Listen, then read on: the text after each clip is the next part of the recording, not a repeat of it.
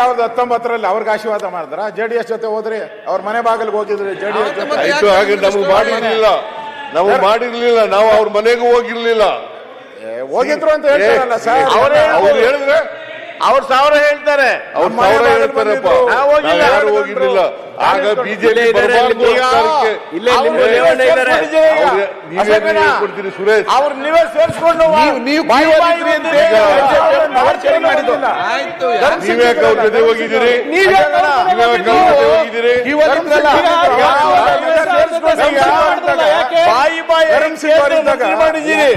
ಬಂದಿರಲ್ಲ ಅವಾಗೂ ಸರ್ಕಾರ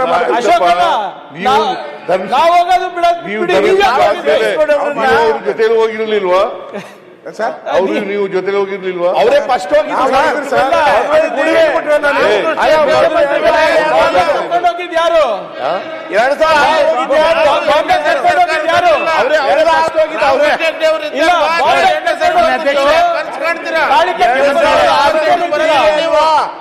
ಸರ್ ಯಡಿಯೂರಪ್ಪ ನೀವ್ ನೆನ್ಪಿದ್ರೆ ಹೌದಾ? ಇಲ್ಲ ನೀವೇ ಮುಖ್ಯಮಂತ್ರಿ ಅಂದ್ಬಿಟ್ಟು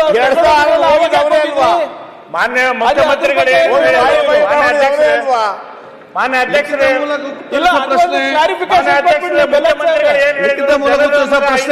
ಆಶೀರ್ವಾದ ಮಾಡಿದ್ದಾರೆ ಅಂತ ಹೇಳಿ ಲಿಖಿತ ಮೂಲಕ ಉತ್ತರಿಸ. ಕಾಂಗ್ರೆಸ್ಗೆ 5 ವರ್ಷ ಆಶೀರ್ವಾದ ಮಾಡಿದ್ದಾರೆ, ಹೈಕಮಾಂಡ್ ಅವರು ಮುಖ್ಯಮಂತ್ರಿಗಳಿಗೆ ಆಶೀರ್ವಾದ ಮಾಡಿದ್ದಾರೆ, ಸ್ಪಷ್ಟನೆ ಮಾಡಲಿಲ್ಲ. ದಿನಾಂಕ 15/12/25 ಮಾಡಿದ್ದಾರೆ, ಇಲ್ಲ ಹೇಳಿಲ್ಲ. ಜನರು 5 ವರ್ಷ ಮಾಡಿದ್ದಾರೆ ಕಾಂಗ್ರೆಸ್ ಪಕ್ಷಕ್ಕೆ. ನಿಮ್ಮಲ್ಲಿ ಅಧ್ಯಕ್ಷರಿಗೆ ಯಾಕೆ ಜಗಳ ನಡೀತಾ ಇದೆ? ನಮ್ಮ ಪಾರ್ಟಿ ವಿಷಯ ಬಿಡಿ ಸರ್. ಜನ ಆಶೀರ್ವಾದ ಮಾಡಿದ್ದಾರೆ, ನಾವು ಮಾಡ್ತೀವಿ. ಜನ ಖುಷಿಯಾಗಿದ್ದಾರೆ, ನೀವು ಖುಷಿಯಾಗಿಲ್ಲ ಅಷ್ಟೇ. ನಿಮಗೆ 5 ವರ್ಷ ಮಾಡಿದ್ದಾರೆ, ಹೊಟ್ಟೆ ಕಿಚ್ಚು, ಹೊಟ್ಟೆ ಕಿಚ್ಚು. ನಾವು 5 ವರ್ಷ ತುಂಬಿಸ್ತೇವೆ, 28ರಲ್ಲಿ ಚುನಾವಣೆಯಲ್ಲಿ ಮತ್ತೆ ಗೆದ್ದು ಬರ್ತೀವಿ, ಮತ್ತೆ ನಾವು ಅಧಿಕಾರ ಮಾಡ್ತೀವಿ. ನಿಮಗೆ ಯಾವ ಅಧ್ಯಕ್ಷೆ ಆಯ್ತು ಮುಖ್ಯಮಂತ್ರಿಗಳೇ, ಯಡಿಯೂರಪ್ಪ ಬ್ಯಾಂಕ್ವೆಟ್ ಹಾಲ್ ಅಲ್ಲಿ ಅಲ್ಲಿಂದ ಯಾಕೆ ಕೆಳಗಿಳಿಸಿಲ್ಲ? ನಮ್ಮ ಸರ್ಕಾರನೂ ಆಗಿಲ್ಲ, ರಾಮಕೃಷ್ಣ ಚಂದ್ರಬಾಬು ಮಾತ್ರ 2ನೇ ಸರಿ ಸರ್ಕಾರ ಬಂದಿದೆ ಹೊರತು ದೇವರಾಜ ಸಿದ್ದಾಗ ಬಂದ ಚರ್ಚೆ ದಯಮಾಡಿ ಕೇಳಿ. 2020 ಯಡಿಯೂರಪ್ಪ ಅದೇ ಹೇಳಿ ನಮ್ಗೆ. ಹೆಗ್ಡೆ ಅವ್ರು ಬಿಟ್ರೆ ಯಾಕೆ ಮಾಡಿದ್ರಿ? 3 ಸಾರಿ ಬದಲಾವಣೆ ಮಾಡಿದ್ರಿ ಯಡಿಯೂರಪ್ಪನವ್ರಿಗೆ ಯಾಕೆ? ನಮ್ ಜೊತೆ ಇದ್ದವರು ನೀವು ಅಲ್ಲಿ ಹೋಗಿದ್ದೀರಿ, ಈಗ ಅಲ್ಲಿ ಹೋಗಿ ಡಿಪೆಂಡ್ ಮಾಡ್ತಾ ಇದ್ದೀರಿ. ಮಾನ್ಯ ಅಧ್ಯಕ್ಷರೇ, ನಾನು ಬಹಳ ಸ್ಪಷ್ಟವಾಗಿ ಹೇಳ್ತೀನಿ, ನಮ್ಮಲ್ಲಿ ಹೈಕಮಾಂಡ್ ಇದೆ. ಹೈಕಮಾಂಡ್ ಏನು ತೀರ್ಮಾನ ಮಾಡ್ತಾರೆ ಅದರ ಮಾಡ್ತೀವಿ. ಅದು ಒಂದು. ಎರಡನೇದು ಜನ ನಮಗೆ ಆಶೀರ್ವಾದ ಮಾಡಿದ್ದಾರೆ. 5 ವರ್ಷ ಇರಿ ಅಂತ ಜನ ಆಶೀರ್ವಾದ ಮಾಡಿದ್ದಾರೆ. 2013ರಲ್ಲಿ ಆಶೀರ್ವಾದ ಮಾಡಿದ್ದಾರೆ, 2023ರಲ್ಲಿ ಆಶೀರ್ವಾದ. ಈ ಬಿಜೆಪಿಯವರಿಗೆ ಒಮ್ಮೆಲೂ ಕೂಡ ಆಶೀರ್ವಾದ ಮಾಡಿಲ್ಲ, ಇಲ್ಲಿವರೆಗೂ ಮಾಡಿಲ್ಲ, ಮುಂದೇನೂ ಮಾಡಲ್ಲ. ಇವರು ವಿರೋಧ ಪಕ್ಷದಲ್ಲಿ ಶಾಶ್ವತ ಸಂಖ್ಯೆ 100 ಸೀಟು, ನೀವು ಕಡಿಮೆ ಬರ್ತಾರೆ. ಯತ್ನಾಳವ್ರು ಯಾಕೋ ಸುಮ್ಮನೆ ಕೂತಿದಾರಲ್ಲ, ಮಾತಾಡ್ತಾ ಇಲ್ಲ. ಹೊಸ ಪಕ್ಷ ಹಿಟಾಚಿ ಅಂತ ಹಿರಿಯರನ್ನ ಮಾತಾಡ್ತಾರೆ, ನೀವ್ ಯಾಕೆ ಕೇಳಿ? ಪಕ್ಷದ ಅಧ್ಯಕ್ಷರೇ, ಈಗ 5 ವರ್ಷ ಮುಖ್ಯಮಂತ್ರಿ ಯಾರು ಅನ್ನೋದು ಅಷ್ಟೇ ಒಂದೇ ಸಮಾಧಾನ.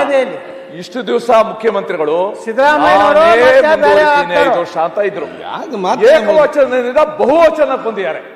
ನಾನು ಜಗನ್ ನಾವು ಅಂತ ಬಂದಿದ್ದಾರೆ. ಪ್ರಾಯಶಃ ಕನಕದಾಸರು ನಾನು ಹೋದಲ್ಲಿ ಮಾತ್ರ ಹೋಗುತ್ತೇನೆ ಅಂದಿದ್ರಲ್ಲ, ಅದನ್ನ ಇವತ್ತು ಅನುಷ್ಠಾನಕ್ಕೆ ತಂದಿದ್ದಾರೆ. ಈಗ ನಾನು ಹೋದರೆ ಓದೇನು, ನಾನು ಅದು ಕನಕದಾಸರು ಹೇಳಿರೋದು. ನಾನು ಹೋದರೆ ಓದೇನು ಅಂತ ಅವರು ಕನಕದಾಸರು ಹೇಳಿದ್ರು. ಕನಕದಾಸರಿಗೂ ನನಗೂ ಕಂಪೇರ್ ಮಾಡಕ್ ಹೋಗ್ಬಿಡಿ ನೀವು. JCB ಪಾರ್ಟಿಯವರೇ, ನಾನು ಹೋಗಿ ನಾವು ನಾವು ಸರ್ಕಾರ ಮಾಡ್ತಾ ಇದ್ದೀವಿ. ನಾವು ಬಹುವಚನ ಇದು ಯಾವಲ್ಲೂ ಏಕವಚನ ಅಲ್ಲ. ಮೊನ್ನೆ ನೋಡಿದೀವಿ ಸರ್. ನನ್ನ ಸರ್ಕಾರ ಅಂತಲ್ಲ. ರಾಜ್ಯದ ರಾಷ್ಟ್ರದ ಹಣಕಾಸು ಸಚಿವರ ಬಗ್ಗೆ ನೀವು ಯಾವ ವಚನ ಯೂಸ್ ಮಾಡಿದರೆ ಇಡೀ ದೇಶ ನೋಡಿದೆ. ನಾನೇ ಮುಖ್ಯಮಂತ್ರಿ, ಈಗಲೂ ಮುಖ್ಯಮಂತ್ರಿ.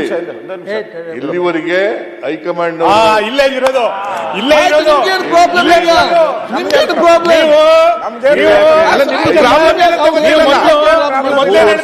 ಜನ ಬದಲಾವಣೆ ಮಾಡಿದ್ರೆ ನೀವು ಏನ್ ಹೇಳ್ತೀರಿ? ನಾನೇ ಮುಖ್ಯಮಂತ್ರಿ ಮುಂದಿನ 5 ವರ್ಷ. ಈಗಲೂ ನಾನೇ ಮುಖ್ಯಮಂತ್ರಿ. ಆಯ್ತು, ಮುಂದೇನು? ಈಗಲೂ ನಾನೇ ಜನವರಿ ನಂತರ ಏನ್ ಹೇಳಿ? ಜನವರಿ ನಂತರ ಏನ್ ಹೇಳಿ? ಮುಖ್ಯಮಂತ್ರಿ. ಈಗ ನಾವು ಹೈಕಮಾಂಡ್ ನಿಮ್ಗೇನ್ ಪ್ರಾಬ್ಲಮ್ ಈಗ? ಕೋಪ ಇರಲಿಲ್ಲ ಸರ್. ಈಗಲೂ ಮುಖ್ಯಮಂತ್ರಿ. ಅದಕ್ಕೆ ಅಧಿವೇಶನ ಈಗಲೂ ಮುಖ್ಯಮಂತ್ರಿ. ಪಕ್ಷದ ನಾಯಕರ ಸ್ಥಾನಕ್ಕೆ ಸುನಿಲಣ್ಣ ಇಲ್ಲಿ ಮುಂದೆ ಬರ್ಲಿಕ್ಕ ಅಧ್ಯಕ್ಷರೇ, ಇಲ್ಲಿ ಲಿಖಿತ ಮೂಲಕ ಉತ್ತರ ಮಂಡಿಸಿ. ಗೃಹ ಸಚಿವರಿಂದ ಮಂಡಿಸಿ. ನಮ್ಗೇನು ಮಂಡಿಸಿ. ಒಂದೇ ನಿಮಿಷ. ನಮ್ಮಲ್ಲಿ ಯಾರು ಮುಖ್ಯಮಂತ್ರಿ ಪ್ರಾಬ್ಲಮ್ ಅಜಯ್ ಬೇಜಾರಿಲ್ಲ. ಅವರೇ ನಾನೇ ಹೇಳಿದ್ದೀನಿ, ನಾನೇ ಮುಖ್ಯಮಂತ್ರಿ ಅಂತ ಹೇಳಿದ್ದಾರೆ. ಇದು ಸದನಕ್ಕೆ ಮೆಸೇಜ್ ಹೋಗ್ಬೇಕಾಯ್ತು. ಬೇರೆ ಬೇರೆ ಸುದ್ದಿ ನಮ್ಮಲ್ಲಿ ಯಾರಾದ್ರೂ ನಿಮ್ದೇನ್ ಪ್ರಾಬ್ಲಮ್? ನಾನು ಅಧ್ಯಕ್ಷ ಒಂದು ಪುಸ್ತಕ ಬರೆಯೋಣ ಅಂತ ಇದ್ದೀನಿ. ಚಾಣಕ್ಯ ತಂತ್ರಗಳು ಅಂತ ಇದೆ ನಮ್ಮಲ್ಲಿ. ಚಾಣಕ್ಯನ ತಂತ್ರಗಾರಿಕೆ ಅಂತ. ನಾನು ಒಂದು ಸಿದ್ದರಾಮಯ್ಯನವರ ತಂತ್ರಗಾರಿಕೆ ಅಂತ ಬರಿಬೇಕು ಅಂತ ಒಂದ್ ಸಣ್ಣ ಅಲ್ಲ, ನಾನು ಅವ್ರ ಪರವಾಗಿ ಮಾತಾಡ್ತಾ ಇರೋದು. ಅದರಲ್ಲಿ ಒಂದು ಸನ್ನಿವೇಶ ಬರ್ತದೆ ಅಧ್ಯಕ್ಷರೇ, ಚಾಣಕ್ಯ ಇದ್ರಲ್ಲಿ ಬರೀ ತೊಂದರೆ